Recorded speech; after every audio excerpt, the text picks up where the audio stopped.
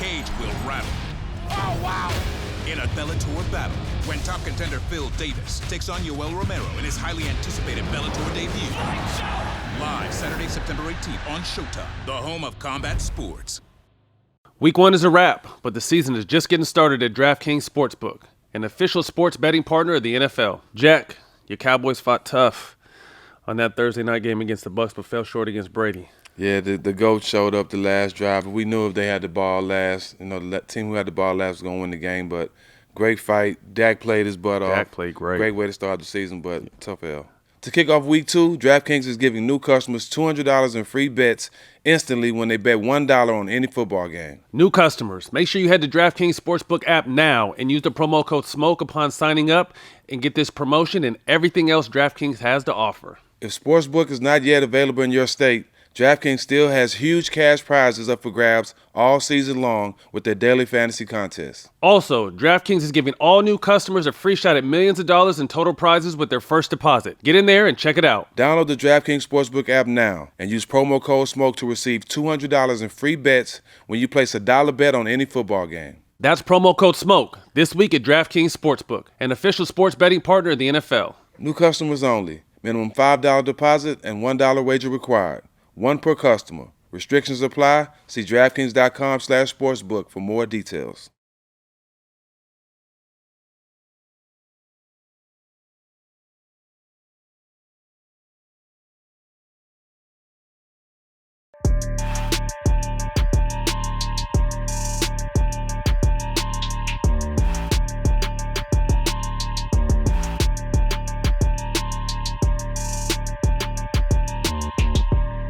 Welcome back to another edition of All the Smoke. Stack, what's good, baby? Man, what's good, my brother? We ain't done one of these remotes in a minute, and I wish this one in particular wasn't a motherfucking remote. I wish we had this dude sitting right next to us, because I just want to tell a little story real quick. So, hey, we getting set up before the show, and all I hear is Cam's voice. I can't see him on the thing yet. And one of our behind-the-scenes guys is trying to get him set up, and he said, Cam, do you have any headphones you could put on? He said, yeah, but it's fucking up my feng shui. And then as soon as he said that, he comes on the screen and I see how fly he is. Like, this nigga's crazy. Let's get it.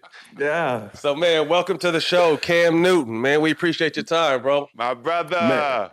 Man, what's good with it, fellas? You looking... First off, man, oh, go ahead. It's a long time coming, man. I've been owed y'all this. So, I'm an open book. Let's rock and roll with it. Better late than never. You look clean, boy. I'm gonna tell you that much. That's that 8 time. Like I told Stack in the warm ups, man. It's just an open court layup day, man. It's easy. Let's get it. I mean, I really don't get. We've been blessed to have some of the biggest and the best. I don't really get excited for interviews, but I was excited for this one because I kind of feel like I'm a football head and fan first. And just watching your progression over your career and who you are as a person and who you're portrayed as in the media, I was just like, we got to have this conversation because there's such a misconception of who I feel. And I don't even personally really know you. We done ran across each other a couple times. Y'all, you know Jack well, but I just feel like there's a misconception of Cam Newton, the man, the father, the person, even the athlete, in my opinion. So we definitely going to get down to that today. I'll say less, man. I'm honored to even, be in you guys' presence. Y'all real OGs, you feel me? And not OGs because of what y'all did on the court, but more so OGs that y'all can go anywhere and be good. And coming from where we come from, bro, that's really the biggest thing. It ain't about setting records on, in your field. It's about setting records for the lives that you impact. And that's how I've been from day one. And it ain't for everybody to know. But if you know, you know. Right. Yeah. Straight up. Well, Cam, with the world, the last, year and a half, going on 2 years now, has been up and down. We've had the George Floyd situation. We've had the police brutality. We had the pandemic. We played a little bit of sports in between. Where's Cam Newton at right now? First and foremost, which is most important mentally, but then how is your body? Man, I think my mood for the rest of the year, and it should be for the rest of my life, is protecting my peace at all costs. Talk to him. And, being a father first, being faith-based, being a business owner, And before all that, well, not before all that, right there in the middle, you know what I'm saying, at high priority, trying to be the best football player that I could possibly be, it's a lot of mental strain.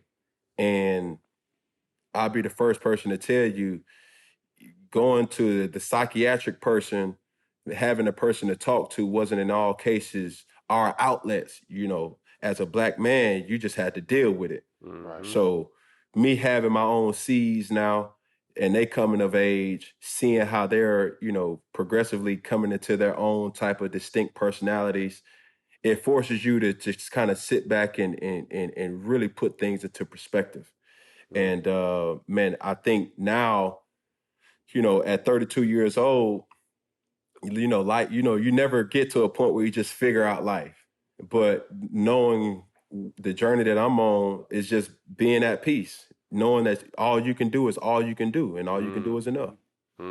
You said something right there. I felt like at 31, as you said, you never really figure out life, but you feel like you're starting to get a better understanding. I felt like at 31, at that time, I had been through, you know, played well, been through some trouble off the court, going through a real public split up, and then it led to divorce. But I really felt like at 31 is when my wheels started turning. And you know, as an athlete, how the game starts to slow down. I felt like life started to slow down, and I seen shit coming, so I could start dodging that shit a little quicker. At 31 is kind of when I felt that. So I love to hear, you know, that's how you're getting to it now, because some motherfuckers never get it, or they get it a little too late and it's gone. So Oh yeah, without a doubt. See, the thing is, for me too, I always had an older brother. So I always moved at a higher frequency than my age was. See, and that's why I'm enjoying this conversation, and we ain't but 3 or 4 minutes in, but y'all old cats, y'all done seen the game. You know what I'm saying? Even when I was chopping it up with Stack prior to, you know, years and years and years ago when he was with the Bobcats, I would enjoy those type of talks, because, you know, whether he knew it or not, he was putting me up on game, showing me how to move. Right. You know what I'm saying? Everything ain't supposed to be for Instagram and Twitter and things like that. Right. You know, what's better, to show it and not really have it, or to do it and not really show people? Right. So, Talk you to know, him. that's how I rock and roll. I remember the Bobcat days. Hey, speaking of Charlotte, let me say, speaking of Charlotte, man, this when I fell in love, and I knew he was my brother, Matt. You know, when he came in, you know, it was nothing bigger than him. And me, when I was just starting to rap, he pulled up to my album release party, Matt. It was only about 10 people there, but Cam Newton was in the building, and he was right. But just the fact that he showed up, that's when I knew he was one of us, bro. Because it wasn't what he was doing; it was who he was that I fell in love with, man. And I always had respect for him, and that's how I always rolled for him since that day, bro. Because that meant a lot to see him pull up on me and support me at that time. That's what's up. It means a lot. You don't even realize that. You know what I mean? It's the little things. And I mean, since we telling stories, I first ran across him at the Kids' Choice Awards, and the twins love football too. And they seen Cam, and Cam was getting harassed and all this shit, this and that. Everyone was grabbing. And he was 1 foot already in the car. Yeah, we was in the parking deck. Yeah, you remember? I was like, Cam, let me get a picture of my boys. And he turned around and looked. He's like, oh man, anything for y'all. And Cam and the fucking twins, absolute. They couldn't stop talking about this motherfucker for like 3 days. We took a picture with Cam Newton, you know what he did. And that shit just tickled him. And like I said, it's the little things that go a long way. And that's why I said to begin, like, that's kind of, we haven't really ran across each other outside of that. But that's why, just because like that little shit right there, you being a father, you know how much that means to your kids to make them do anything to make them happy. I was just like, yeah, I'm excited about this one. When they finally locked you in, I'm like, yo, we've been trying to get this nigga for a long time. I swear.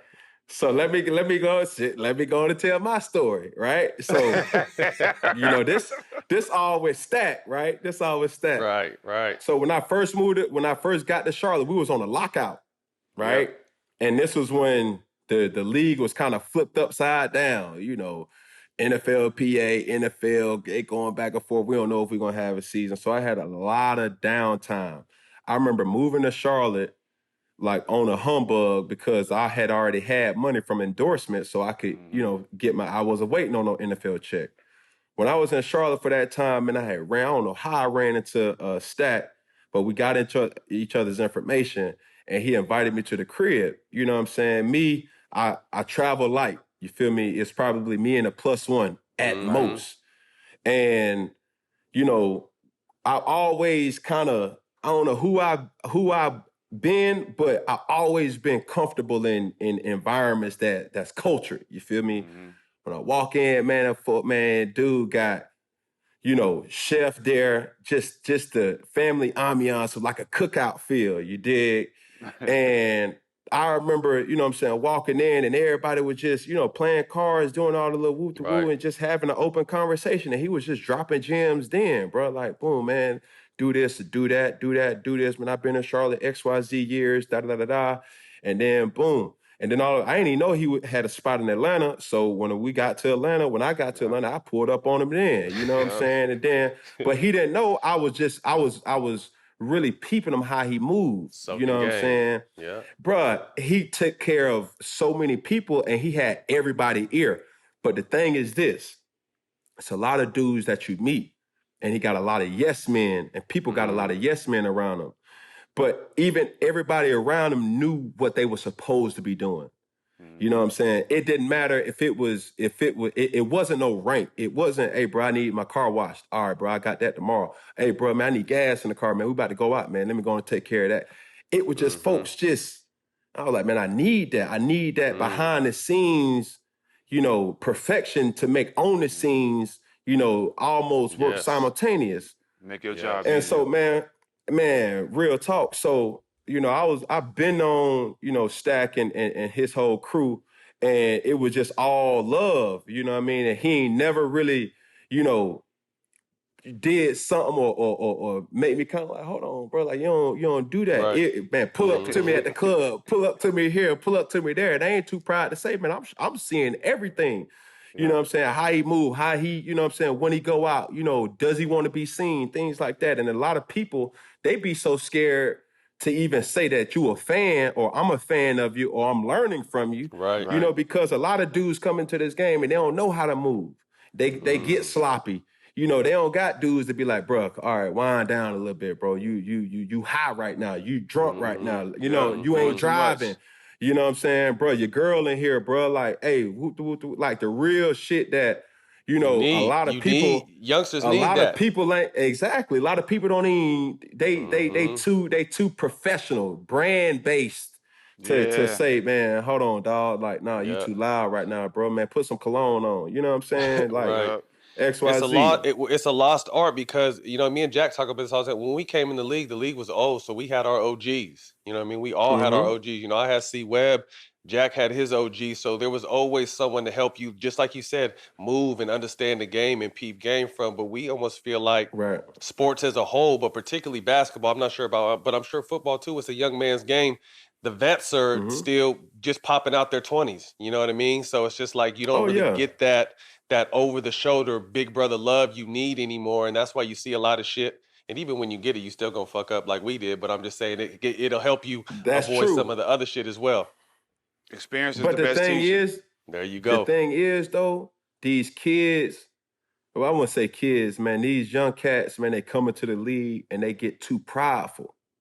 You know what I'm saying? They don't even recognize, bro, how many years this is for you? 8, 9, 10, 11, 15, 16.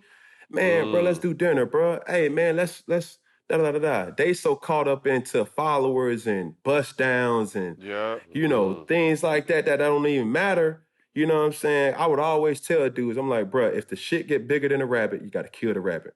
I don't care what it is. It could be a girl. It could be jewelry. It could be side hustle. It could be family. It could be whatever. If that shit get bigger than what you here to do, and that's to win football games, win basketball games, be dialed in when you there. If you can't do both at one time, bro, you got to get rid of that distraction.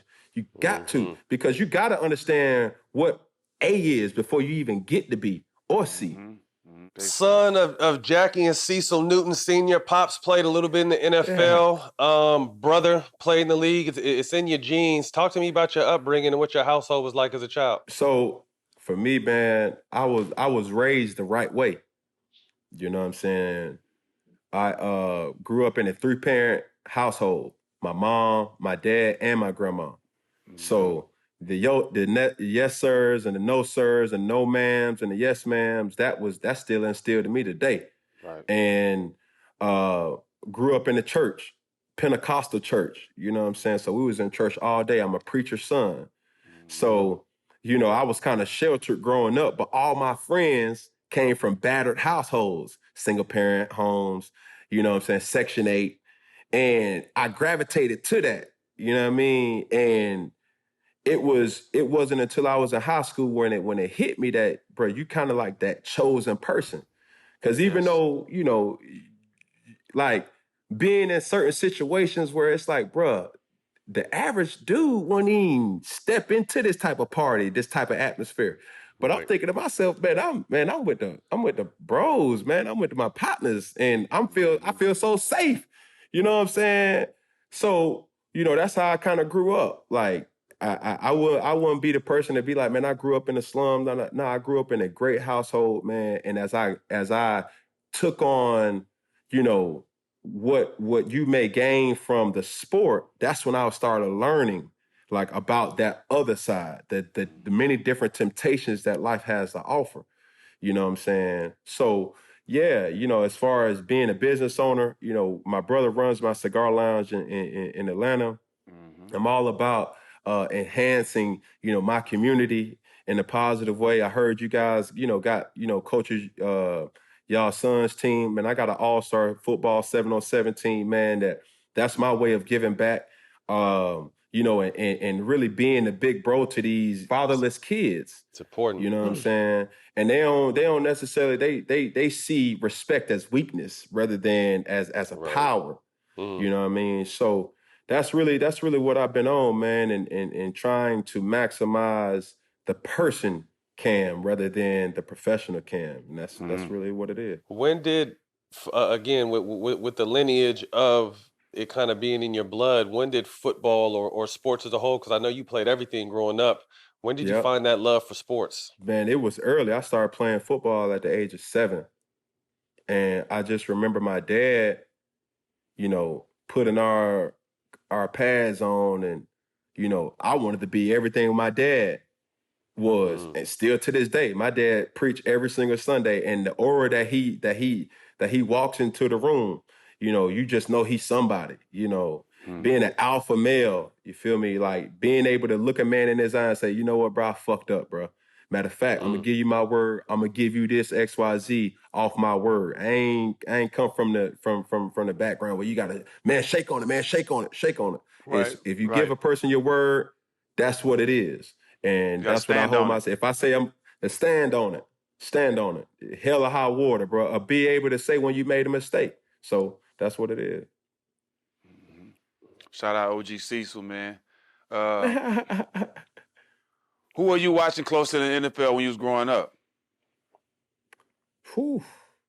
Man, I'm from Atlanta, so you already know Michael Vick. My Mount Rushmore. Right. I knew the answer to that. Like real talk, like Michael Vick, and still is. Yeah. You know what I'm saying? Like he a person that paved the way for so many others like me. You know, can't forget about Vince Young. Can't forget about Steve McNair, Donovan McNabb, Aaron Dante Brooks, Dante Culpepper. Rest in peace. Yeah. You know what I'm saying? So all them folks is Warren Moon. You know what I mean? All them folks really gave me an opportunity, you know, to be me. So now when I'm looking at the Lamars, now when I'm looking at the Deshaun's, now I'm looking at the Patrick Mahomes and the Russell Wilsons and, you know, the Kyler Murrays and cats that's really out here doing it, man. It ain't no hate. There'll never be no hate, man. It's just like, man, them boys is doing it. And they making me better because the game is a young man's game. But you still got attributes that, you know, the Father Time can only teach you by going through certain situations. So there it is. Yeah. Go ahead, Jeff. I consider Mike Vick as the AI, Allen Iverson of the NFL. That's how I look at him. What AI showed us about how we can be and we don't have to change to be who we are. All we got to do is to take care of our business, and we still can be accepted. You know what I'm saying? I think Mike Vick is the same as the NFL version of AI to me. Describe your hoop background though. Because, you know, we got to talk about this. You know, last time every time we talk about basketball, you know, claim you baby Braun and all this stuff. Baby Giannis, but you know. Oh, you baby Giannis now. Baby Giannis. You know what I mean? But nah. So went to school in Atlanta by way of Westlake, and Westlake is a basketball school. Man, I probably can count on one hand. We probably lost 3 games my whole high school career. You know what I'm saying? And one of them games was a state championship. We went 32-0 my junior year. That was my last complete season because I graduated early. My last complete season, and we lost in the state championship. So we went 32-1 that year and don't got nothing to show for it. But what was your average? man. What you average? Average? Yeah, what was your average? Come on, man. About 6 points, but I made them look great though. You feel me? But we ain't talk about stats though. Yes, we are. Yes, great though.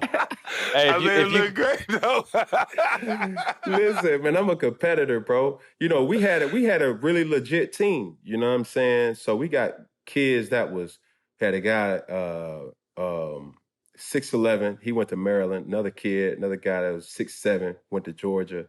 And we just had slashers. And in high school, if you got a slasher, some ball control guys that can get to the cup, man, that's what we was doing. You know what I'm saying? But I'm not about to be these dudes that be like, bro, I average 32, double. Nah, bro. I knew I was going to play football, bro. You know what I mean? It is what it is. Like, y'all can have this. I can play defense, you feel me? But that's about it. Talk to us about, obviously you played baseball as well, but you excelled in football. And talk to us what your high school experience was like in football. Man, it was everything. I was one of them knucklehead kids. Man, we was having a conversation last night with my production company and just talking about high school. Like, bruh, I don't know, like, how I graduated early. I don't even know how I managed to get out of high school because I was just so immature, bro. You know what I mean? And I ain't believe fat meat was greasy, dog. And I was always pushing everything to the limit. You know what I'm saying? Cam skipping school, going to McDonald's, going to Zaxby's, just in trouble, just the stupid stuff. But man, I had a great supporting cast of people who believed in me as teachers and people of power that just thought the world of me to tell me, what I needed to do and how I needed to move. And one thing about me in school, and I was talking to my daughter about this, it didn't matter what the subject was. It didn't matter what the situation was. If the person that was teaching the subject was cool with me and understood how to teach me, it could have been hooked on phonics. It could have been Scientology. It could have been science. It could have been anything. But to be able to really understand and say, you know what, bro, this is how we gonna do it. This is how I'm a teacher. And it's still like that, still in coaching. As y'all can know, some of y'all best coaches, they probably didn't know, the philosophical things about the game, but they got the most out you because they knew how to relate to you. Yep. And as a matter of fact. Yeah, that's huge. That's what I say that is the most important thing. Transferred into coaching now, it's not so much about X and O's, it's about relating because it's such a young man's game. You got to be able to relate to these younger kids, and particularly in basketball. That's why you're seeing some of these young former players now getting head coaching jobs, and they Black. So it's just like they understand it, that you got to be able to relate to these dudes. That's the most important thing. Can you captivate their mind and then take them where you're trying to get them to go? Now, let me ask y'all this though. Do you think with, I think was about 8 to 12, around that range of head coaches that got head coaching jobs that were minorities? Do you think it's the best move?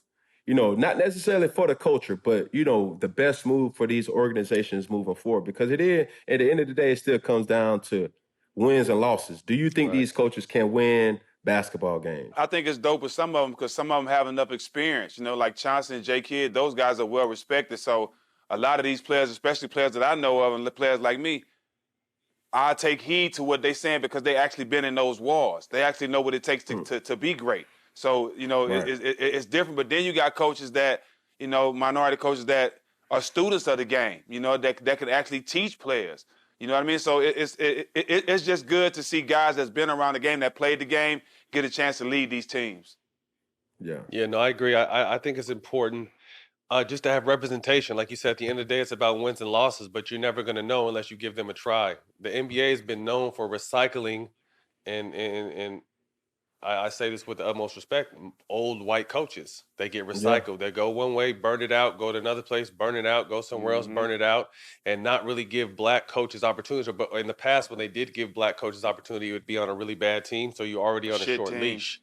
You know what I mean? So now I think the tide is starting to change. And what I think is dope about it, too, is because you got to think, they're not there. In the past, there wasn't very many black head coaches, but there's always black assistants. And then black assistants are the motherfuckers. And it's probably the same thing in football.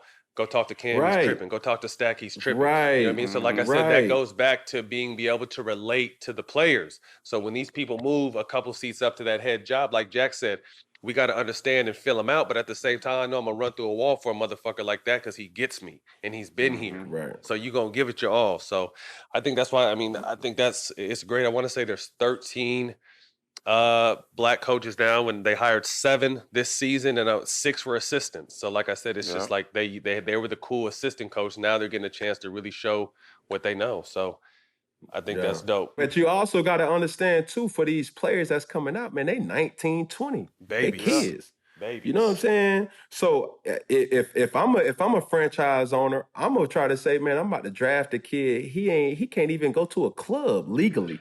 Right. You know what I'm saying? I need somebody that's going to be that father figure that tells him, that can relate to him, knowing what kind of background he came from. Right. You know what I'm saying? To assign certain people to see, like, hey, bro, you know, the dude that you hanging around with, bro, you know what I mean? Let me talk to him. You know what I mean? Let me see if he got your best interest or not. Because, you know, if you get a cultured guy to buy into you, bro, man, that type of loyalty different. You know what I'm saying? And still to this day, it's people, man, that didn't look like me that I owe, you know, everything and a bag of chips, because they gave me a chance. They said, look at this. Let me show you this. Let me put you up on this. You know what I'm saying? And I tell you the story. It's funny, man. One of my mentors, you know, Tim Jackson, and he was at Auburn with me, and he took me to my first steakhouse, right? And I just remember then, you know, a Caucasian guy coming into this time of my life where my trust was battered. You know, I had went to Florida, things didn't work out there. I went to junior college, things worked out there to propel me back to that mainstream. And Tim was a person that I could talk to about life, not just football. And when he gained my trust, he protected me like nobody's business. You know what I'm saying? And it was like, damn, like, usually we're going through times where it's like, man, racism is every single day. But every white person not racist. You know what I'm saying? Right. Every black dude ain't no gangster. Every dude with long hair, you know what I'm saying, in the grill, that don't mean that he's uneducated either. Right. You know, that's just where he's coming from. So I just remember, man, I was like a lion in the projects. You know, like, damn, like, what the hell I supposed to get? He took me to Morton Steakhouse in L.A. And I was out there doing a Jay Leno show because I had just won the Heisman. And I was so embarrassed because I was like, man, I thought Longhorn was the premium steakhouse. You know what I'm saying? Me too. Like Red Lobster was like, man, when we went to Red Lobster as a family, man, it was some type of, man, my dad just got a promotion or something. You know what I mean? I ain't know. Man, I was embarrassed. So he was like, man, I'll order for you, man. Let him get the wedge salad. Let him get the petite steak. And that was the first time I started seeing food come out a la carte. I'm like, man, let me get a side of, I said, let me try the same macaroni. He's like, no, sir, you know, it comes a la carte. Y'all can kind of share it. I'm like, oh, okay. Well, you know, well, I'll let y'all pick the sides. You know They what ain't I'm saying? teach you that at Blend. You ain't learned that at Blend. Nah, they ain't teach me that in no Burnham, Texas. Unfortunately not. Or they ain't teach me that in College Park either. So, you know what I'm saying? I'm just a product of Atlanta, Georgia. That's just out here just learning as I go. Yeah. Hey, I'm, while we talk about high school football, you know, my brother Matt was a All-American football player as well. I did my thing in football. I'm just picturing a Cam Newton pass to Matt for 6, man. That would have been a nice look right there. It would have been over. Well, that's easy money. It would have been over, yeah. Size, size, you know what I'm saying? It can move. He had hands too. I killed my senior. I ran a 4.39, had 28 touchdowns, led the nation in touchdowns. 4.39. First team All-American. Yeah. I was recruited. I could have went anywhere for football. I just chose longevity basketball because my senior year I had turf toe and I had to get surgery going into college. So I knew I wasn't going to play football. I actually went out for football at UCLA going into my junior year, and basketball staff kind of blackballed me on some bullshit. But that's why I said I love football to death. So I couldn't imagine. I had a little white quarterback that just threw it wherever I needed, but I couldn't imagine having a quarterback that could run, because my favorite thing was blocking. I love to come back on them peel back blocks that they don't see me coming and just motherfucking clean they whistle. That's my favorite shit. So that would have been fun. So very decorated high school career for you, 5-star recruit coming out of high school. What led you to Florida, which you were a part of the #1 recruiting class in 2007? Oh man, wow! I remember sitting down in the coach's office with Urban Meyer, and he had all the bells and whistles. I mean, we coached Alex Smith, #1, player selected. We're at Florida now where we're doing big things. We just had the #1 recruiting class and Percy Harvin, Brandon Spikes, Tim Tebow, Brandon James, and then we're gonna follow it up with another. We had.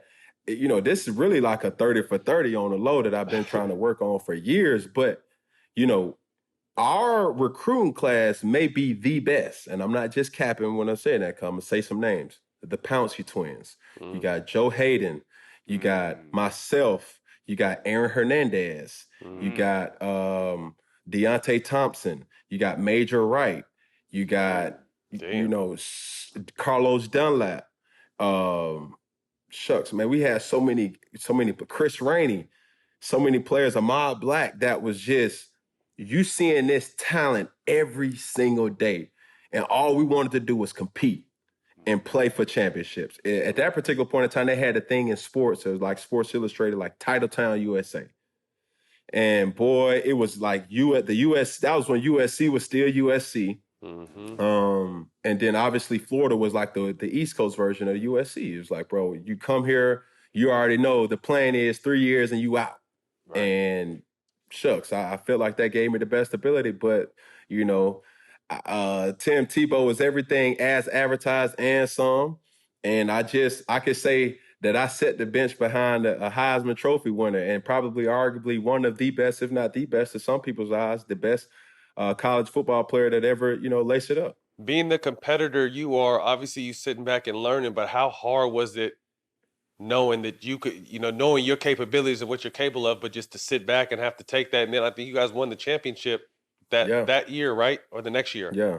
It was that year. How hard was that for the competitor in you? Yeah, so while I was at Florida, my first day on campus, really my second day on campus, they had won the national championship. So right before I even enrolled in any classes, they was already winning the championship. That was Tim Tebow's freshman year. And then they followed it up with the basketball championship. They was winning so many national championships, softball and all that. It was just like, where else? You know what I'm saying? So, me seeing that every single day, it kind of hit my my mental, because it's like, bro, am I bad, or am I not just playing? And it just takes a lot of life to live through, because I was in a situation where I was hoping that let me not be misquoted when I say this. I was in a situation where somebody had to get injured in order for me to play.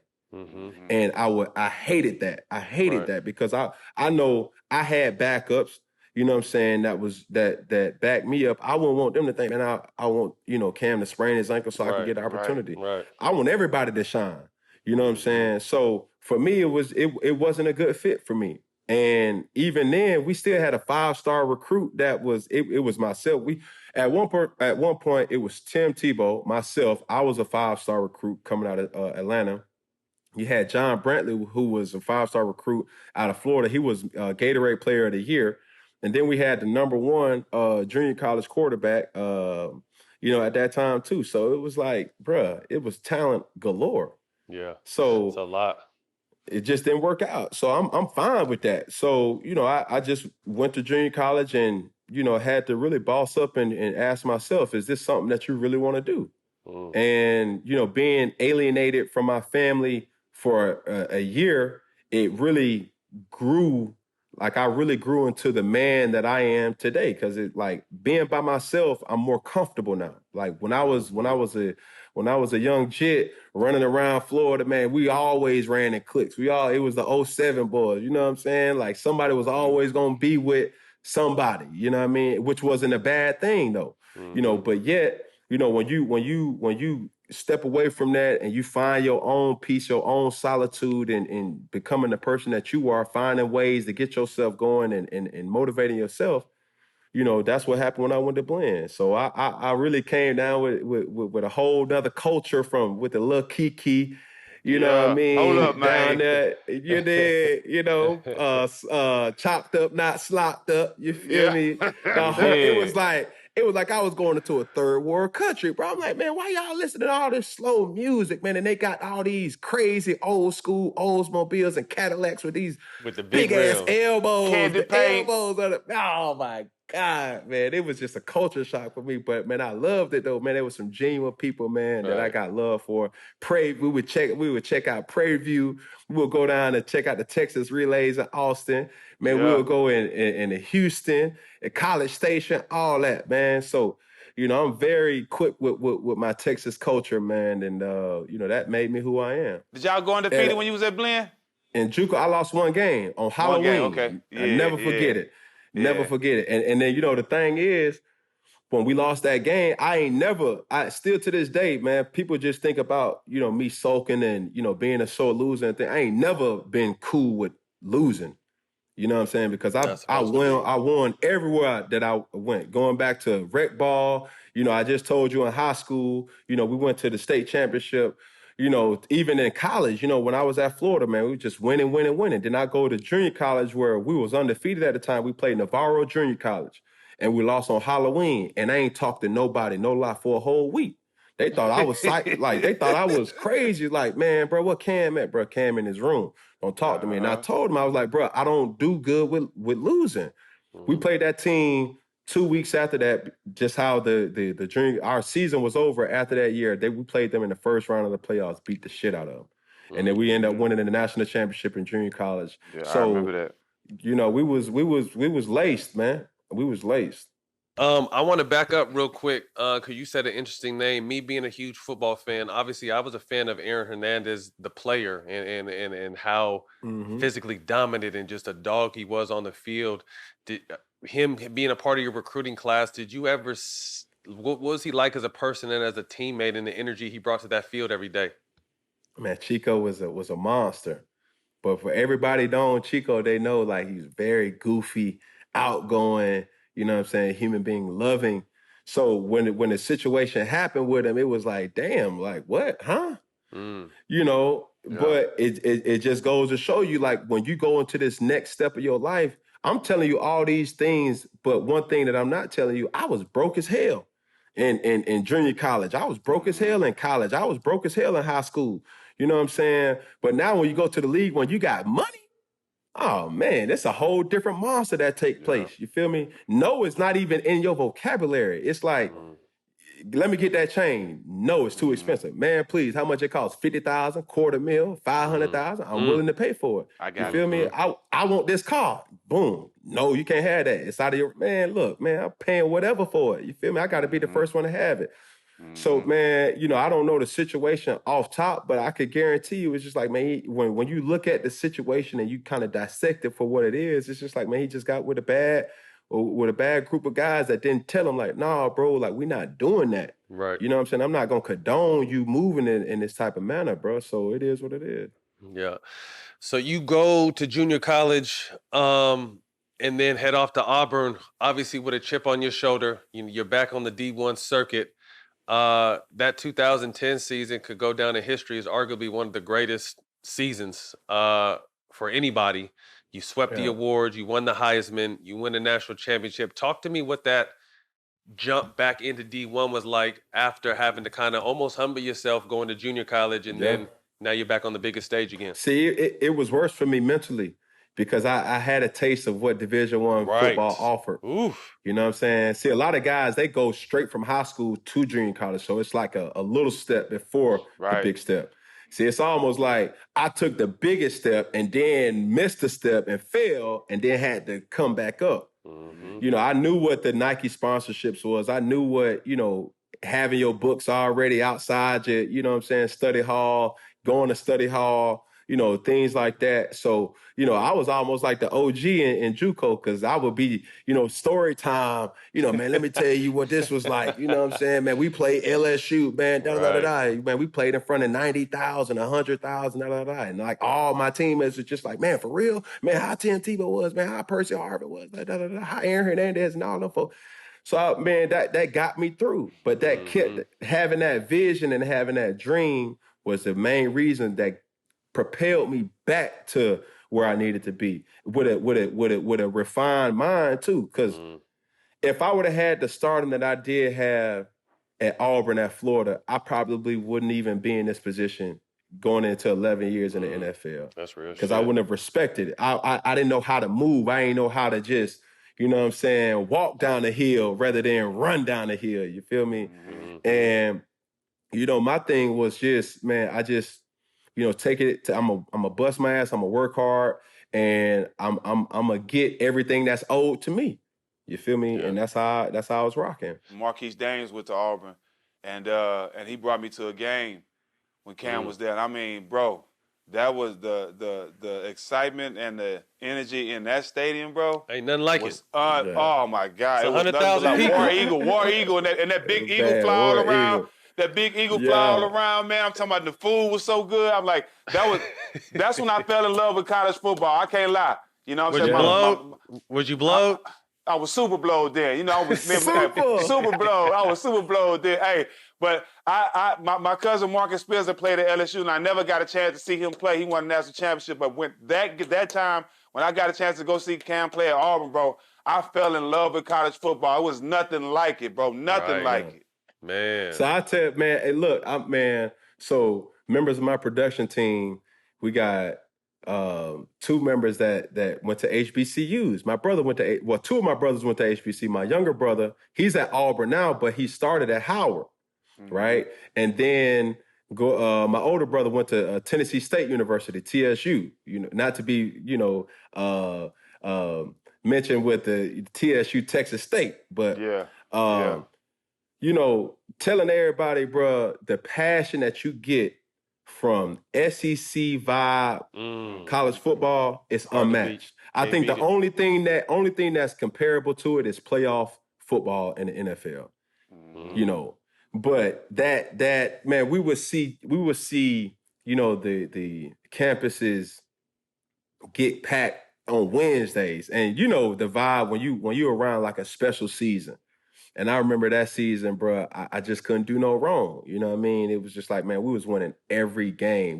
I don't know whether we was living right or God was just on our side that, you know, that particular year, because, you know, you will go to class and that's when my life was changing. You're like, I'm signing autographs. It's just like, man, how many touchdowns is Cam gonna win? Well, however many he has, however many touchdowns he has, that's gonna be the point curve for the test. So it's like, golly, like y'all putting pressure on me in class. Crazy. Not only that, you know what I'm saying? So, you know, seeing the fans outpour, you know, at that point, you're not even no college athlete. You're not an amateur athlete no more. So it's kind of dope to see that the NCAA passed that rule for the kids to start making money, because you're not viewed as an amateur no more.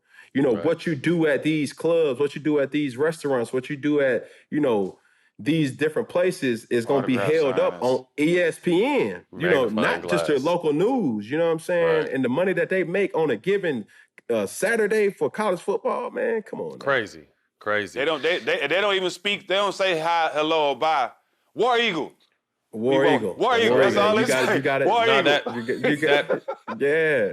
Jack, you got a little taste of it that one game, but there's nothing that, Cam, you could speak to just that energy around campus during the season is just electric. You know, especially when you got a big game coming up, bro. Like, you can't wait to get on. I didn't even like going to class, but, you know, on big game weeks, I'm class early just because the energy, the girls are out, the sun is out. Like, it's like, you know what's going down. And then what tops football off is football. I mean, Jack, you know, our biggest crowd is 20,000, if that. These motherfuckers get 100,000 motherfucking people screaming. That's like, in the stadium.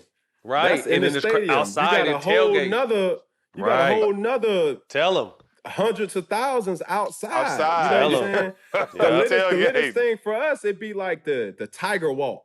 The Tiger Man, Walk. I mean, your Yeah. ears is blaring. It's just like folks can touch you, they can scream, they can holler, they can root, they can do all this. It's pure. And it's just pure. Man, come on, man. Like Yeah. so for me and who I am today, man, that's what I be telling these kids that's 15, 16, and 17 that's in high school now. It's like the thing that I'm able to get through to them is like, bro, my heart is pure. I need nothing from you, nor do I want nothing from you. All I want you to do is do exactly what I'm doing when you get into my position. I done reached the tops. You know what I'm saying? I done seen what college football has to offer. Exactly. You know what I'm saying? So, you know, when these kids and they living their lives and, you know, they the 5-star, bro, I've been there, done that. You know what I'm saying? And got the soda and all that. You know what I'm saying? I done seen the woman. I done seen, you know what I'm saying, the sponsorships and things like that, those backroom meetings and this, that, and the third. Like I done did all that, bro. Let me show you how to move and maneuver. Right. You feel me? Because you know, you're gonna look like the dumbass if you get caught. You feel me? Man, that's how I'm able to kind of get through these kids and tell them like, look, bro, this is how you go about your situation. You know, these are the questions that you ask your coaches. Because in some way, shape, form, bro, to be honest with you, I wasn't even really supposed to go to Florida. Looking back at it because of Tebow's dominance. But, you know, my mental is like, man, I'm a competitor. I'm gonna compete with anybody. It's just a little different when, you know, it's like, but that's Tim Tebow, bro. Like it ain't nobody. Like I wasn't listening to none of that. You know what I mean? I would have went to a situation that I could have, you know, competed, whatever. But it all worked out, though. It all worked out. I'm not mad at the situation. It's just it is what it is. Yeah, I mean, you mentioned something interesting too. With the kind of success you had in college, can you imagine being able to pay for your likeness back then? They said, "Oh boy, at Alabama is already copped like $1 million already, and the motherfucking school season hasn't even started." Can you imagine what kind of money you would have been playing with as an 18, 19-year-old in college? Bro, come on, man, come on. What? Man, come on. I don't even want to even think about it. But I'm glad I didn't though, because it's that like could be dangerous. It could be dangerous. Having $10,000 to splurge with in college, let alone, you know what I'm saying, 50,000 or 100,000. You'd have turned up on them folks too crazy. Just all for the wrong reason, bruh. In college, man, my thing was, bruh, I need decoration. We all know what decoration is. Yeah. I need a gaming system, a big ass TV, and snacks, and my refrigerator full. That's all I needed in college. You know what I'm saying? And I stayed out of trouble. You feel me? I invite some decoration over. Invite teammates over, man, move and maneuver like that, bro. And that was all I needed. And I would work out and train. You feel me? I wasn't trying to be on the scene like that. Still to this day, I ain't trying to be on the scene now. Right. You feel me? You ain't never been that. You ain't never been that guy. Yeah, that's what I say. That's still the vibe. That was my vibe in the league. That, you know what I mean? Man, that, to me, come on, man. Being in LA, you see a lot. Once you kind of get to understand, like all I need is everything you explain. A full fridge, give me some weed, give me some women, give me the homies, some music, some video games. All that. We good, man. Bro. I tell them folks, bro, I don't play no away games, bro. I play all home games. Everything coming to me. I can control it. I can control it how I need to control. Man, we taking phones, we taking all that. And if I don't trust you, whoever you come by, that's who's responsible for you. Hey, bro, like that's your partner. Yeah. You get him before I get him, or I have somebody get him. You dig what I'm saying? And that's just the respect. So, you know, having that type of mentality to keep you out of trouble more so, man, you got to go over here. Somebody done stepped on your shoe. Now you got to feel obligated to, you know, go about respect. I don't even like none of that, bro. Make a phone call. Wrong energy. Wrong energy. Nah, we ain't doing that, man. We ain't doing that. So all the hard work and the grind, opportunity met preparation 2011. You're the number 1 pick for the Carolina Panthers. What's your mindset at that point? Winning. Man, I came off a high, bro. I came off a high outside for 2 years. You got to think I only lost 1 game, and that was at Navarro Junior College. So I was winning everything. I'm just like no look shots, everything going in. You know, and then I get drafted by the Carolina Panthers. They was 2-14 prior to, you know, me coming, and I didn't know how to cope with losing. I'm like, damn, like my first game, you know, I threw for 422, and that's a record. And I'm like, man, but we lost though. You know what I mean? I'm like, man, fuck this, man. I came to win, bro. I came to win. So, you know, I ain't never really played this game for statistics or personal gain, bro. It was just all about the grind and the journey, about how can we, you know, synchronize 11 men to do the common goal. And that's to go out and play for each other. And you already know, I only had a number of guys that really had like that hood kind of dog vibe, like, bro, man, fuck these motherfuckers. We about to go whoop their ass. I don't give a fuck who we, you know that mentality, you dig? Yep. But they got it. You know what I'm saying? So it's like, you know, you already know if you go out on Friday, you're going to be there on Saturday on time. You know, you ain't going to be one of these high-risk guys that like, oh, my God, man, what stack at, man? What mad at, man? What can't? Now, I ain't never been one of those dudes. I'm always have a good time. But if the shit got bigger than the rabbit, then I got to kill all that. You know, and I always had people that hold me accountable, even in the locker room, that was just like, bro, come on now. You know what I'm saying? When coach asks certain questions, bro, you better be sharp and be in it, especially the position that I play. You know, I got to move a little bit more different because my competition, you know, ain't necessarily, you know, the Julios or the Odells. My competition is the Bradys, the Aaron Rodgers, you know what I'm saying? The cerebral guys that, you know, where I feel comfortable in the settings of being that they're cringing. You know what I mean? They be like, nah. You know, they clench their wallets or their purses. You feel me? But for me, it's just like, nah, these my people. You know, so even that still to this day, but that still keeps me, you know, kind of dialed in to being professional and knowing that, you know, what I am and what I represent. Because, you know, if you're not performing on Sundays, shit, you could be the realest motherfucker out there, but you're going to be unemployed. Yeah, facts. What was your welcome to the NFL moment? On the field or off the field? Whatever comes to mind. Shit, the rookie party happened in the latter part of the season, but the access, it was like, you know, having all these celebrity crushes, and then all of a sudden you one party away from brushing shoulders with these motherfuckers, and I'm like, man, I'm a dude from the South, bro. You know what I mean? I don't know how to act, bro. You feel me? Like, you put me in a room with these, I got to holler. I got to say something. I ain't never been a dude to bite my tongue.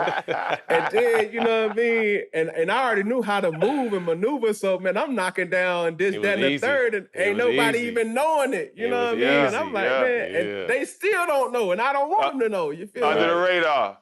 You feel me? I'm like, man, I'm a roach in these streets, bro. I'm in the dark spots. You feel me?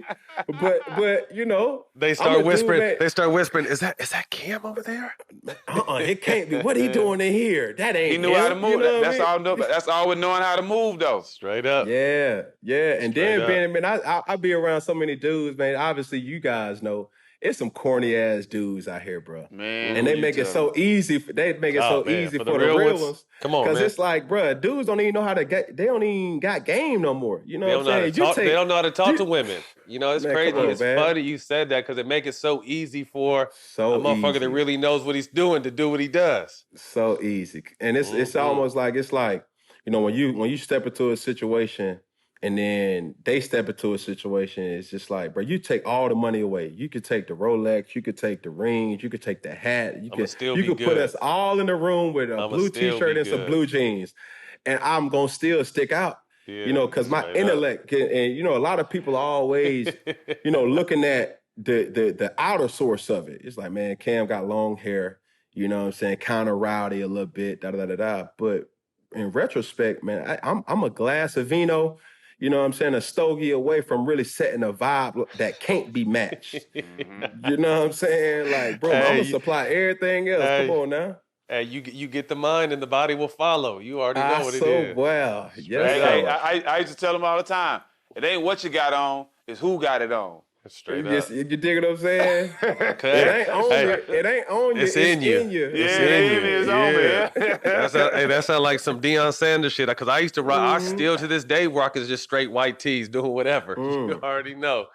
Hey, so what was the transition? You spoke to it a little bit, but your transition from having a lifetime of winning, coming to a team that obviously they pick you number one because they weren't a good team. So how was that trying to, as a young player, Heisman winner, top pick? Did you follow veterans leads? Was it your lead? How did you slowly but surely start changing the locker room and then start changing the mindset of making this, okay, we're about to be a winning team? Yeah, but it's a process. It's a Right. process. You know what I'm saying? So you just got to believe in it. You got to believe in the front office people that they're gonna put the right talent around you so that you can thrive.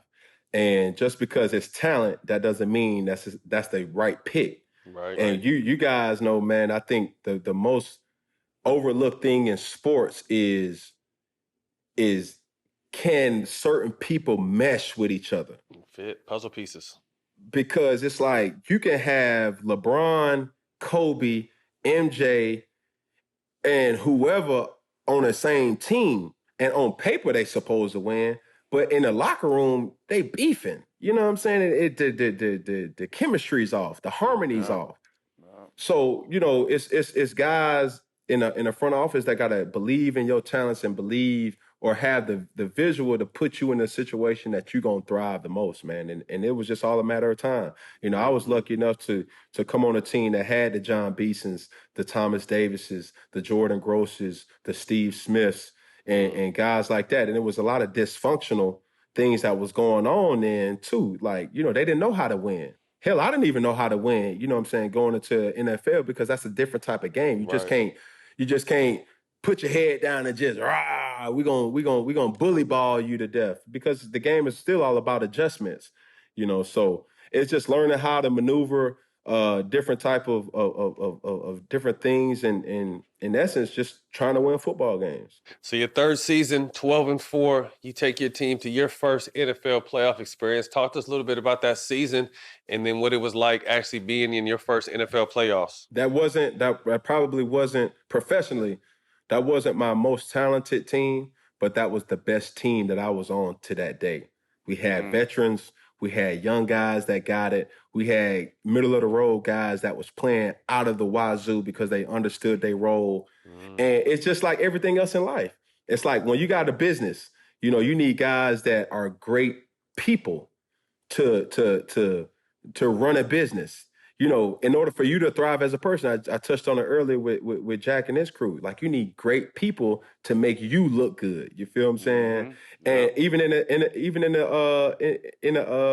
a team setting, you need great people to make your talents thrive the most. For me to be as talented as I am, I would have been nothing if I didn't have the Steve Smiths or the Kelvin Benjamins or the Devin Funches or the Philly Browns to be able to go out and catch it. And Ted, who just recently retired, man, that's my dog. You know what I'm saying? Folks that really got it, man, and to make you look good. You could throw a spiral, a perfect, dime, and it's dropped, or you could throw a shit duck and it's caught. You know what I'm saying? A touchdown is still a touchdown. You feel me? So it's a lot of hands on deck, man, that really comes into place, when you're talking about putting a winning product out there. I remember this because obviously I'm a Niner fan. You guys go into that season, what's your first playoff experience like? You guys, fall to the Niners, but you're starting to see that work and that progress starting to pay off. You're there. You got a taste of it. Although you lost, it prepared you for what was coming after. Yeah, man, that was a great team. I think was Ted on that? Ted, you had Ted, you had Crabtree, you had Navarro Bowman, Patrick Willis. They had that defense. Patrick Willis. Oh my goodness, man, that defense was vicious. Shucks, they had the Smith brothers at D tackle. You had the other Smith. He got drafted my year. That's coming off the edge. They had a powerhouse. But you just live and you learn, man. You got to go about it, making adjustments, doing the proper things, and then with me going through witnessing it like a playoff vibe, you realize like, oh, this shit a little different. Every snap is meaningful. There ain't no bad possessions because that's what makes football, playoff football. Yeah, ain't And no my bads. nah, my faults, my bads. You can keep that shit. You can keep Straight it. up. So 2015, your magical MVP season, 15-1, 35 touchdowns, 10 picks, 3,837 yards. Did you feel like that's when you finally started to click as a person mentally and as a player on the field? Yeah, I did. For multiple reasons, more than one. Because if you go back to that season in training camp, we lost our number one receiver, and that was Benji. He had tore his ACL. We had a joint practice with Miami, and he tore his ACL. And I just thought, oh, fuck, man. Like, this was the guy that I took up under my wing. You know what I'm saying? First round pick, size 6'5", big monster, dude. And we related on so many different things. So when he went down, it was almost like, damn, like there go the season. But I remember that next day, Ricky Prohl was the receiver coach. We had Jericho Cotchery as a receiver, Philly Brown. We had Joe Webb, that was a tweener. We had Ted was there. I mentioned Ted. And we just all had a meeting. And it was like, man, all right, we already know who Benji is to you, you know what I'm saying? And we can't replace him. But what we can do, you can hold us to a standard that's gonna get the job done. And for them to kind of highlight that before the season, everything else simultaneously worked out. Greg had a big year for me, being, Mr. Reliable. And, we just found ways to win games. And we also had help on the defensive side. In my eyes, the greatest football player defensively that I even laid eyes on, and Luke Kuechly. Thomas Davis was the enforcer. Man, we had it all. You start on the D line, KK. Then we brought in veterans, Cortland Finnegan. We had Roman Harper. We had Jared Allen. So many different, and Peanut Tillman. So we had a great mixture of talent, veteran, young guys that know Josh Norman, you know what I'm saying? And the list goes on, man. So that was a perfect kind of combination of guys that got it. And as the season kept going, we kept getting momentum. Okay, we find out, we 3-0. Oh man, we got something special. Now we find out we 6-0. Now we 9-0. Now everything is really up. Well, I can't forget Charles Johnson too. The real OG who really was holding it down in the locker room for us, like, and holding everybody to a standard. If y'all boys go out, make sure y'all here getting treatment. Doing all the necessary things that y'all supposed to do, and you need that, especially for teams now, because fan bases is right now. We want you to win yesterday. You know what I'm saying? Right. But everything is still got to be a part of the process, and you just got to have guys that believe in it and see it through. Who were some of your closest teammates from that time that you rocked with on a daily basis? Oh man, TD was a dude, bro. But the thing about me and TD, it was all the time. TD was at all our games. TD was at all our games too. Yeah. And TD, man, shout out to TD. He retired too. Man, just being around him, he always held me to a standard everywhere. It wasn't a dull moment, not even in practice. We was talking shit. We was doing it all. Like, brother, fuck you too. Well, shit, all right, shit, that's how we rocking. And then as soon as we break it down, you know what I'm saying, man, how your wife, man, how the kids, Right. It's just how it was, you know what I'm saying? And people, and then also that year, that was when I had got to fighting with Josh. You know what I mean? But that's just how our team was. Yeah. In those lines, we were so competitive. And you need that because practice is everything. We tried to make practice game-like. So by the time we got into the game, it was what it was. You know what I'm saying? But, a lot of folks look at me and they look at the aesthetic, you know what I'm saying, back to the aesthetic and the feng shui. They think it's sweet. You feel me? But, bruh, make no mistake about it, bruh. Like, look, man. You Got know what I mean? to. I'm stamped and approved, man. But Don't for get it me, twisted. Don't get do it twisted. not. This is not a pretzel, bro. This is not a pretzel.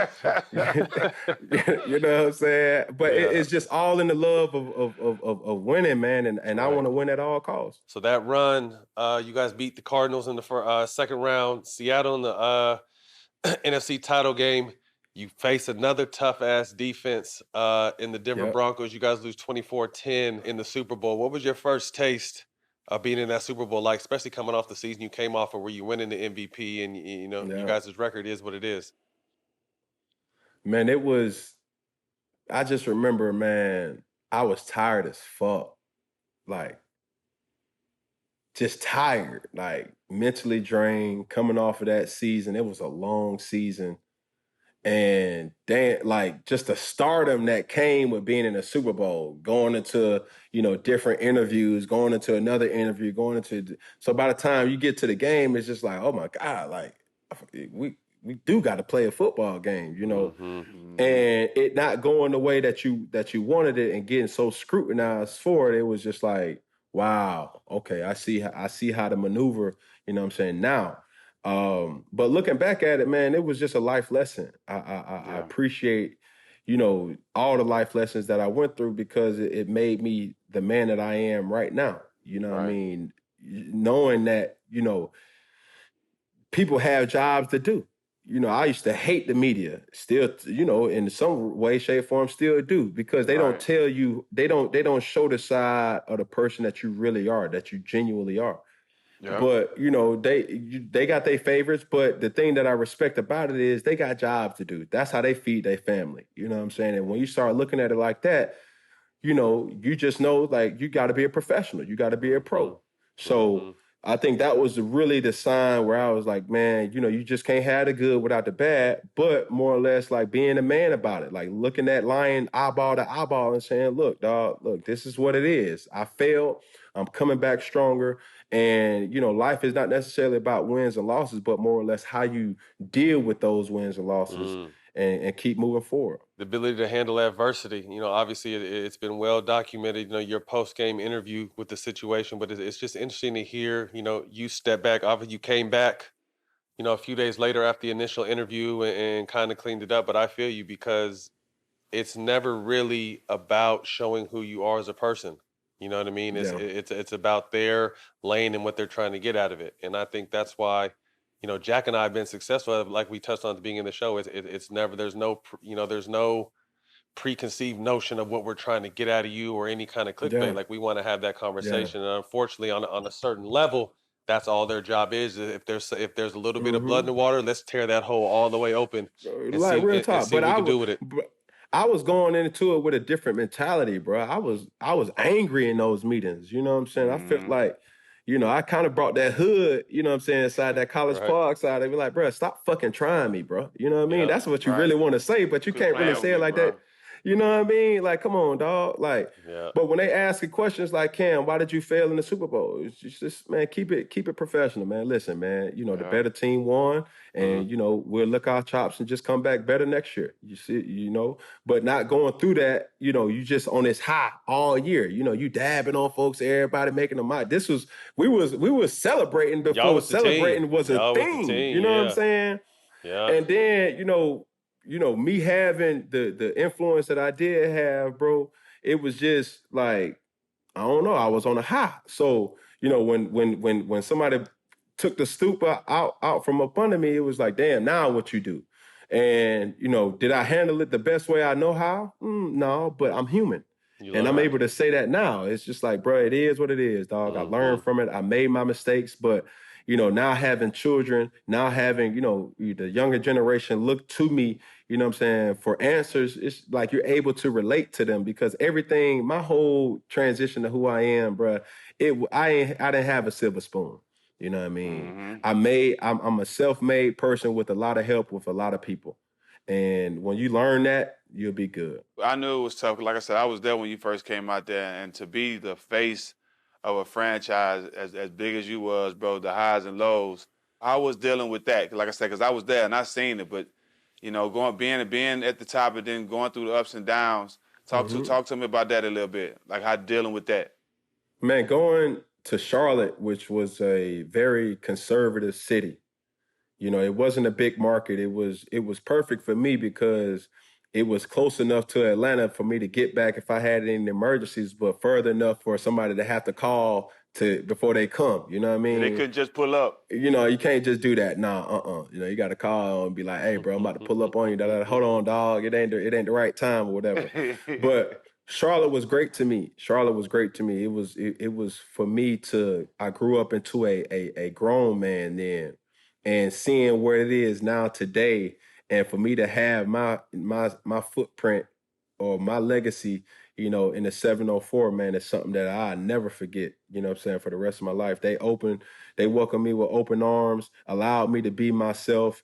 And that's the only thing that you can ask for people. You know what I'm saying? I know I was just this black dude, that has this big personality, and we don't know what to expect. But I can honestly say, for me, and my pop would always tell me, he's like, man, you repay people by doing right by the people who are living vicariously through you. And make sure that if you can't play this game no more, it's because you just sorry as hell. It's not because you done slapped somebody. It ain't because you drunk driving. It ain't because, you made a stupid mistake that you gotta, have an open apology about. It's because you're not good no more, son. You know what I'm saying? And I just received that. And I can honestly say I ain't never got in trouble, and I'm knocking on wood saying it. But that's just a testament to the people that I have hanging around me.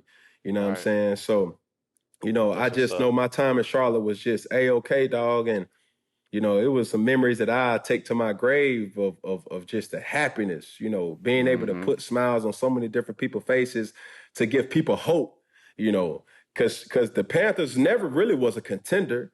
You know what I'm saying? And to have the help of the Thomas Davises, the Lukes, the Ryan Khalils, the Trey Turners, the Michael Orrs, the Greg Olsons, the guys, Jonathan Stewart, those guys who really, embodied, team. And I was just the recipient of a lot of attention, some of it undue attention because we was just winning. During this span of yours, I think the world saw, but you started speaking to it. The referees were almost allowing open season on you, whether it's low shots at your knees, shots at your heads. You weren't getting any calls.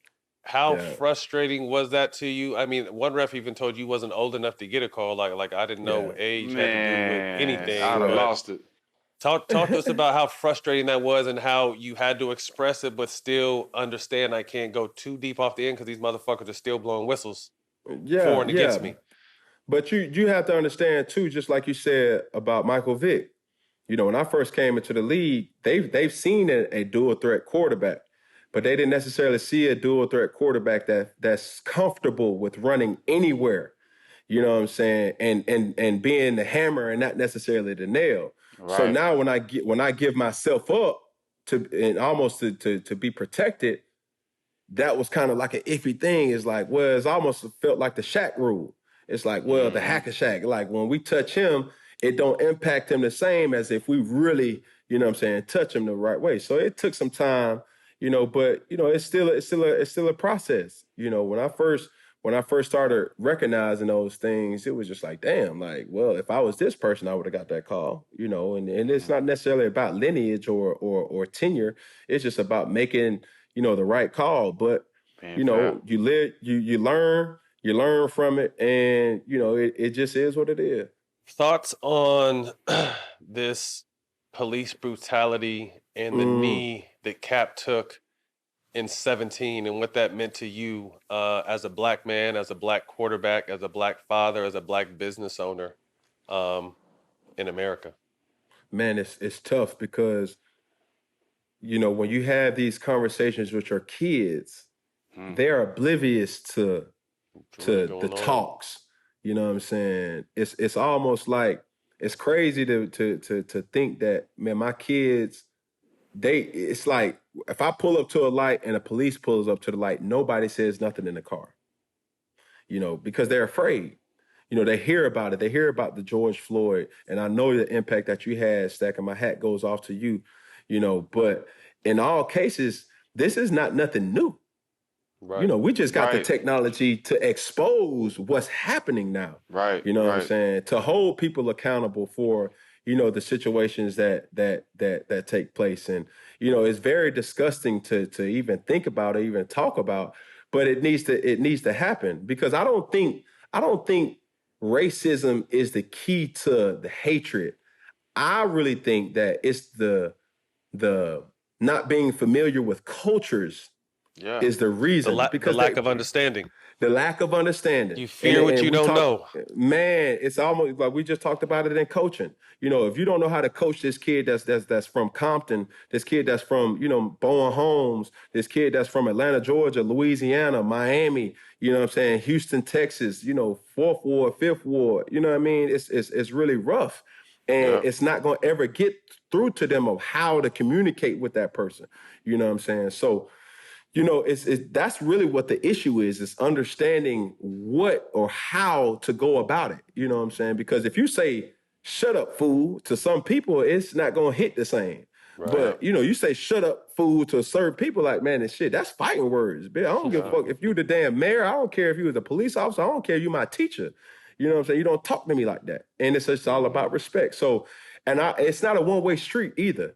And I say that, from the white man's perspective, trying to cope with the black culture, but it's also the responsibility of the black culture to understand white culture too. You know what I'm saying? So I'm a big opponent of becoming aware of what history is and also what your surroundings is.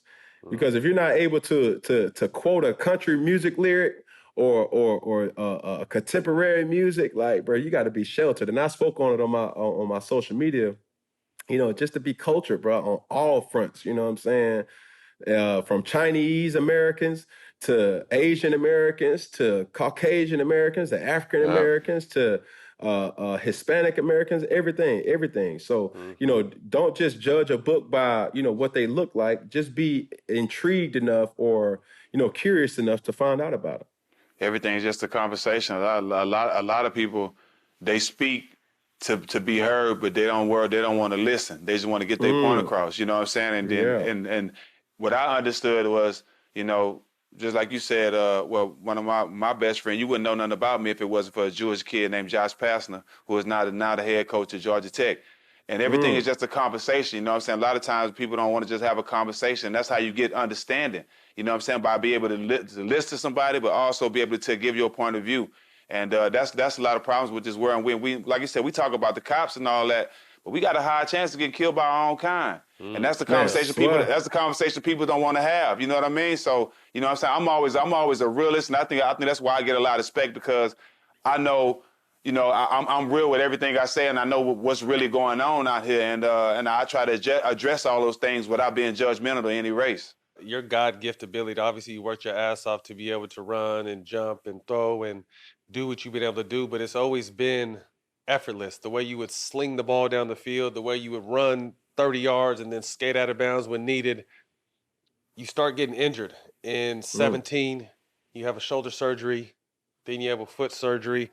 What was that like for the first time in your career where it's like, your nickname was Superman, Super Cam. What was it like going through these injuries mentally, but then still having to play physically when you're not really yourself? Man, bro, it's y'all know, bro, as an athlete, you're never really 100%. And that's a section in its own self, you feel me? But, for me, man, that's when doubt starts to creep in. And, for me, this year was the first year I ain't never really had surgery. And I'm blessed to say that. Even coming off last year, I had a foot procedure, that kind of took me aback. But, to be able to be healthy, it's like, man, I done went through every type of emotion as an athlete. Oh my God, dog. Like, damn, being the face of a franchise, you know what I'm saying? Knocking the sports world off of their feet, and also being a battered, lion in the jungle. I'm going through all that. And I went through still going through, the stuff like that. And I just embrace it all, bro, because, there's no teacher like life. You know what I'm saying? And I'm going through it and welcoming it with open arms. At some point, you gotta learn, especially as athletes, we learn how to enjoy the good times just as much as we go to enjoy the bad times. You know what I mean? And that's what get us through, and that's what make us so tough too, because we've been through so much experience. Has always been the best teacher, and you've been through a lot, bro, and to see. You know, like I said, from me being there from the beginning of the season to seeing what you went through to make it to the Super Bowl, to the injury and all that, and to see how you just blossomed today, you know what I'm saying? I take my hats off to you because, like I said, I know you, you know what I'm saying? I know a lot of people that was going through that didn't come out of it, Cam. You know what I'm saying? They know where to be found. They folded, bro. So to see you come out of that, I got to salute you. But like I said, I already knew you was built for it. Yeah, bro. Man, it's so much, man, that athletes kind of go through. And it's like an unspoken word. You're away from your family, you're away from your kids, just the sacrifices that you make.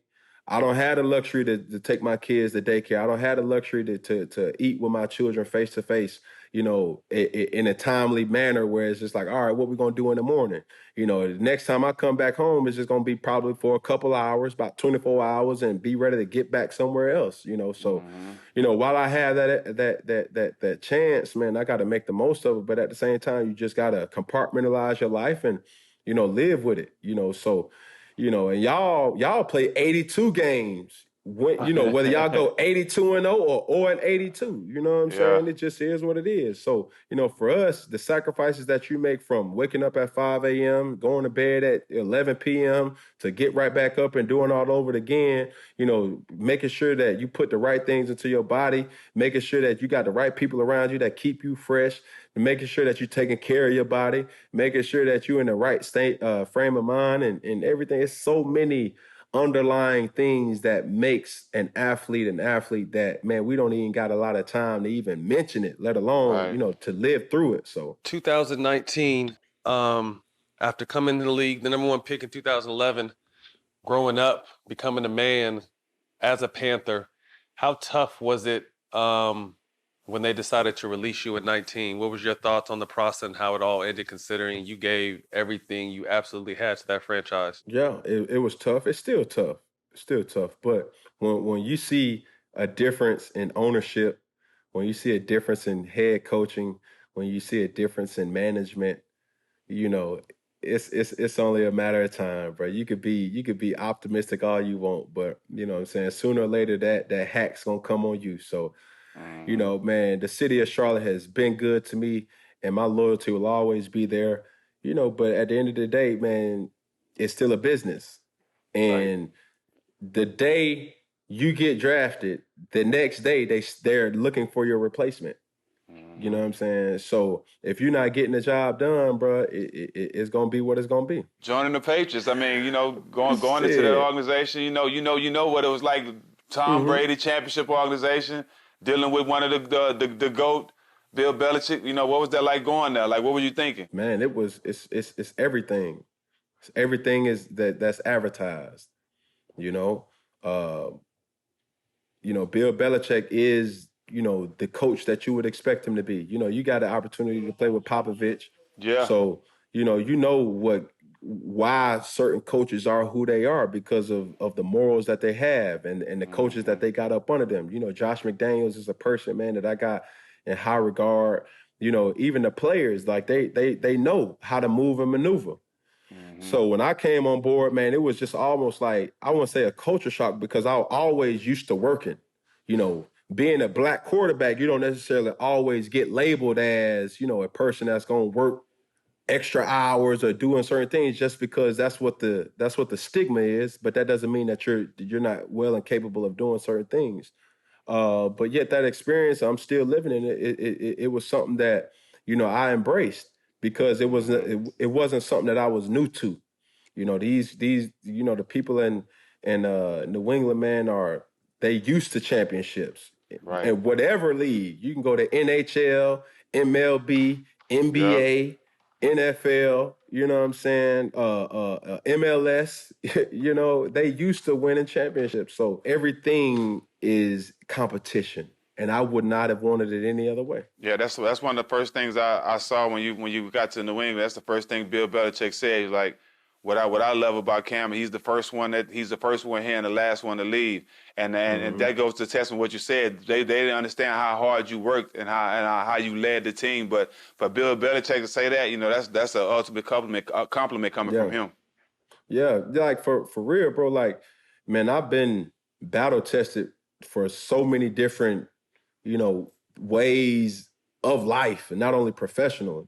So, man, I got OGs, man, that kind of put me up on game to show, like, bro, man, you got to do this, you got to do that. You don't have the luxury to move like we move because you're a quarterback, and I understood that. You know what I'm saying? So, how I move still to this day, it's always cognizant of what the brand is, what I'm supposed to like, what is that person that's on the other side of the room thinking, about what I'm doing, because perception is reality.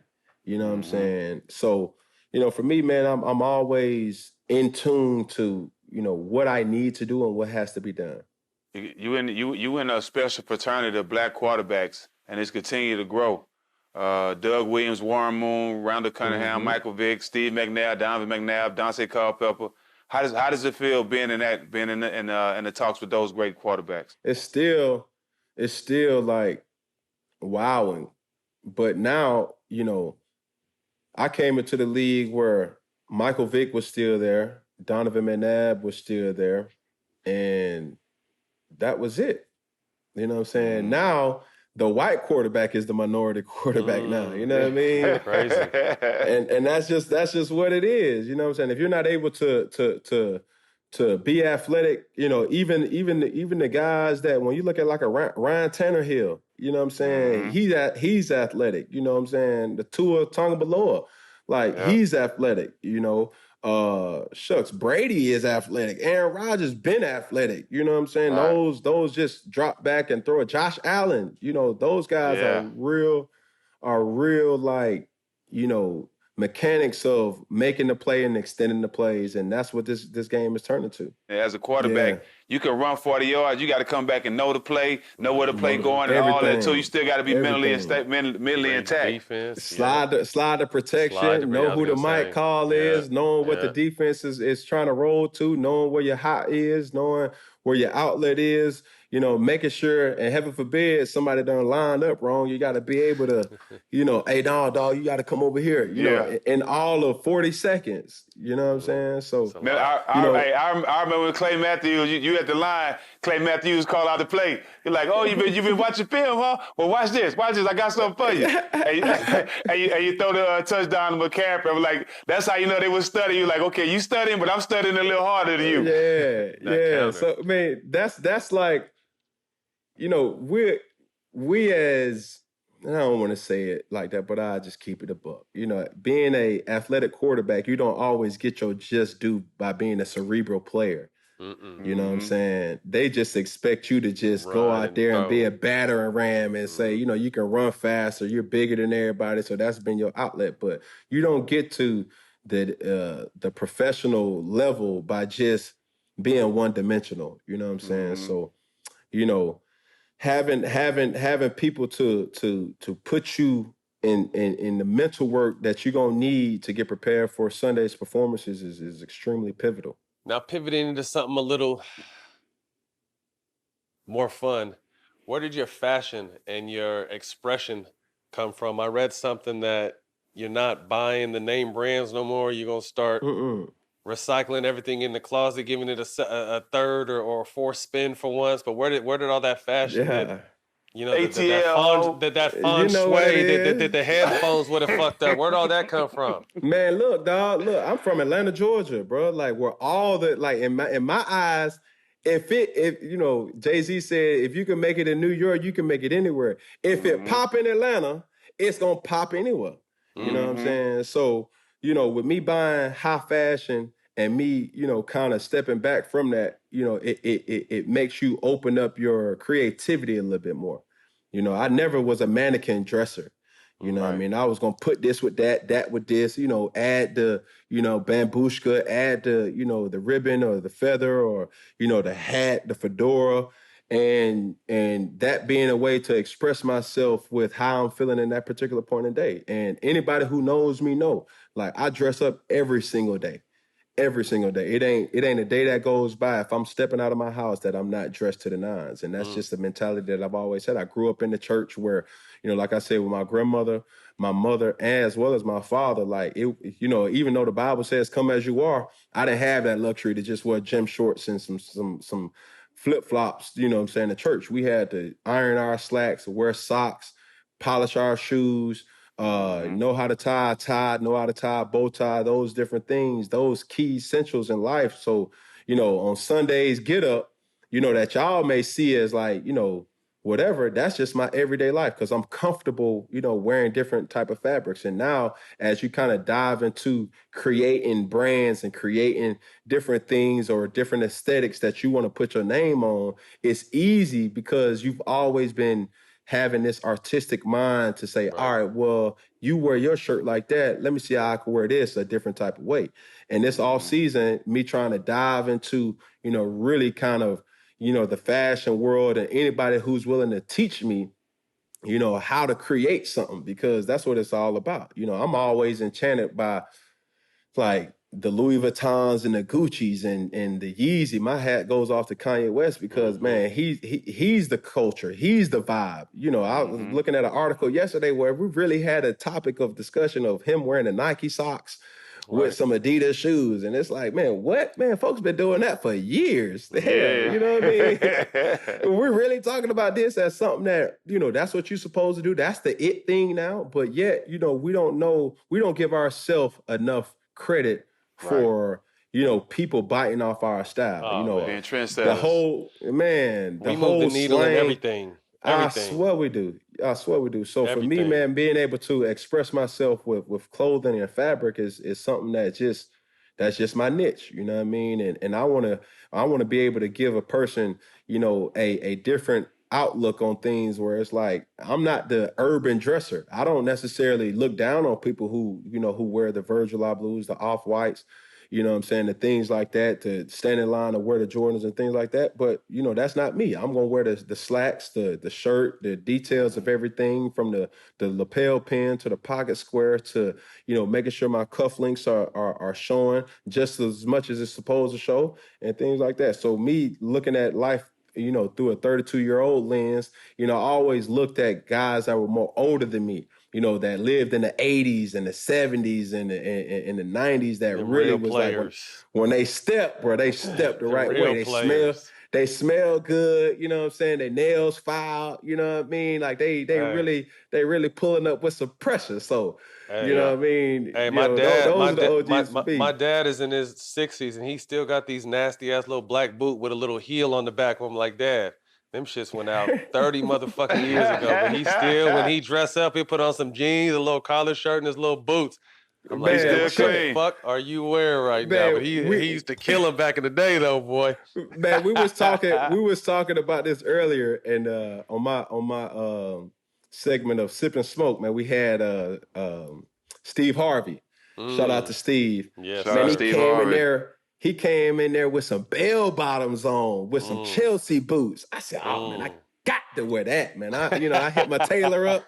And I'm like, bro, we got to bring this back. You know what I'm saying? But it ain't even what you got on. It's what's in you. It's how you step. It's how you move and maneuver. You know what I'm saying? It's the whole aesthetic of knowing, like, bruh, I smoke cigars for the feel and the how it make me feel, but the whole overall aesthetic. I kick my leg up just to understand a little better. You dig? You know what I mean? That's that Let me OG hear you. in me. I can't hear you. Right. You know what I'm saying? What you saying, that young buck? You feel me? So that's that's what it is, bro. I always had an eye for that, and even going back to, my mentor Tim Jackson.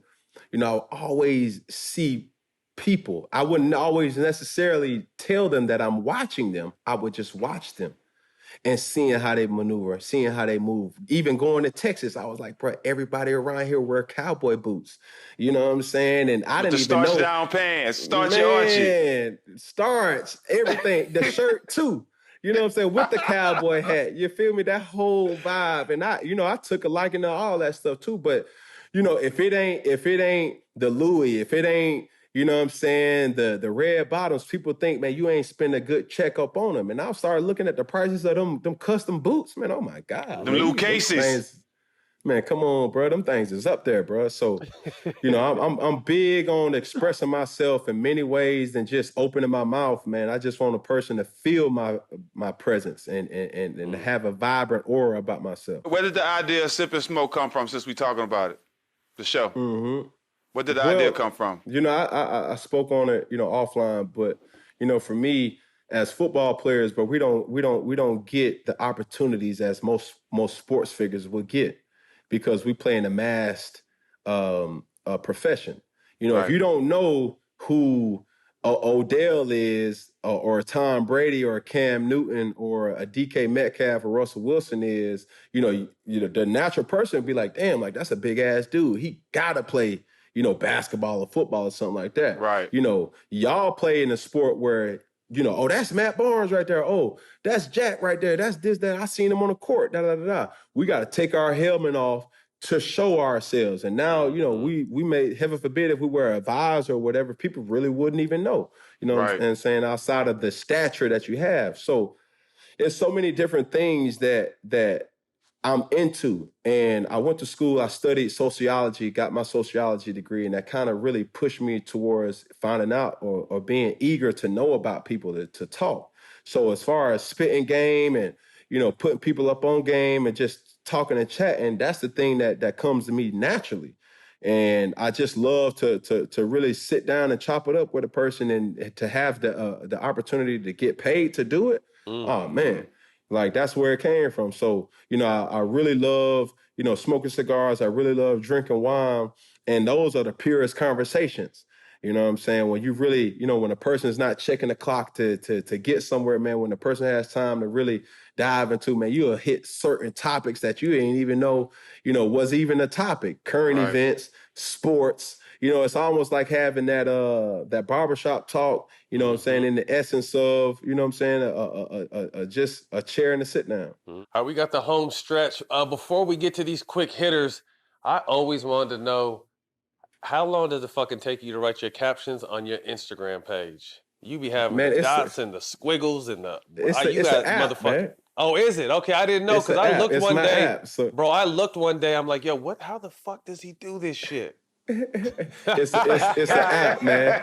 It's an app. It's called I Post My Way, and you can download it on the Apple or the Android. Okay. And it allows you to create your own keyboard. So, you know, I've been getting that for years, but it's almost like, bro, I'm not changing the way I text. We don't all write the same, so why we got to text the same? Right. No, I really take time. Every time I see your post, I'll look at the post or whatever you got, but I want to read your caption to see if I can figure that shit out. Right. Like, yo, how long it take him to write this shit, bro? You know, the thing is, it started because I was typing or texting a person, and then when I didn't even know the keyboard could do these different things, and I started texting like that, it really makes people focus on what you're saying. Right. It's like, hold on, like, what are you saying? Where are you? I'm this, that, and the third. You know, that you really got to do it. You know, you can't be driving while you're doing it. Hell no. Text and drive. You got to really focus. Hell no. But yeah, it's an app. That's funny as hell. Yeah. I always wondered that. All right, man, we on the quick hitters here. So first thing to come to mind, let us know. One moment you can relive on the football field. Super Bowl. 5 favorite artists. Jay-Z, Beyonce, John Mayer, Whitney Houston, and I'll say William Murphy. He's a gospel singer. Yep. I could have said Kirk Franklin, Donna McClurkin, Jacqueline Carr, all of them, man. I'm very in depth with my musical genre, man. I can go all day. There's some versatility in there. I'm gonna ask you 2 questions back to back real quick. Actually, Jack, you asked this one. Go ahead. One message on a billboard for the world to see. What would it be? Protect your peace at all costs. It's simple. Protect your peace at all costs. That's dope. And I say this: the one A to that is, if it costs you your sanity, it's too expensive. Straight up. All right, I'm gonna ask you 2 questions in a row real quick. Dream guest for Sip and Smoke. Mike Tyson. Oh, good call. Yeah, Mike's on our list too. 5 dinner guests, dead or alive. Wilt Chamberlain, Magic Johnson, Derek Jeter,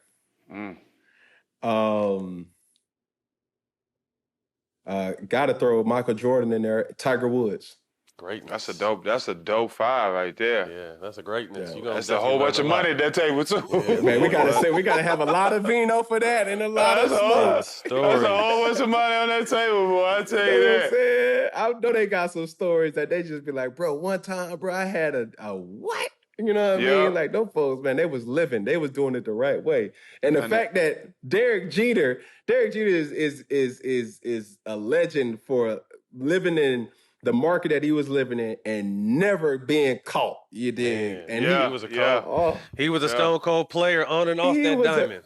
a killer. I mean, a sniper with it too. I mean, he already knew what it was. And this was pre social media. This was this dude knew how to move and maneuver with the best of them. He in the Hall of Fame in both leagues. And a lot of those guys hang out in real life. Mm-hmm. Tiger, Derek, and MJ, they hang out in real life. And it's not by coincidence, though. Nah, not at all. Not at all. All right, we're going to finish up with this one, bro. Who do you want to see on All the Smoke? And before you answer, you have to help us get your answer on our show. If you know the person. I'm pretty sure he do. I forgot who we're talking to. Yeah, we got who we're talking to. I think, and this is coming from the tutor, you know what I'm saying? The person that, you know, has done it, is doing it. I think he could help a lot of people. Johnny Manziel. That's a good call. Johnny Manziel. I was looking at a interview that he was doing, man, and I just think, man, the dude was a rock star. Man, wasn't he? Dude was a rock star, but I think he can help so many people by sharing his story, you know, and giving his story to people like yourselves would, you know, open up the minds of this high school phenom that's coming into a world that he doesn't even know even exists. You know what I'm saying? And yeah. Johnny Mac. Okay, man, we appreciate your time. I knew this interview, I mean, we can keep talking. I feel like this vibe is endless, but I knew having this conversation with you, man, that it would, you know, to me, I've just always been a fan of who you were on the field and then who you represented as a person. I never listened, and Jack and I both, we never listened to the bullshit because there's always misconceptions about us. So I'm glad I got a chance to sit down and get to know you a little bit better today. You spent the day with us, man. So we wanted to thank you for coming on the show. God bless. Man, stay healthy. You already do know what it do. is, man. And as I always say to end things, man, one finger, one pinky, one thumb, one love, man. Appreciate you guys, man. You already know. Yes, sir. Appreciate Love it. back. Well, You that's know a that, wrap. dog. Jack, great show. You can catch All the Smoke on Showtime Basketball, YouTube, and the iHeart platform, Black Effect. We'll see y'all next week.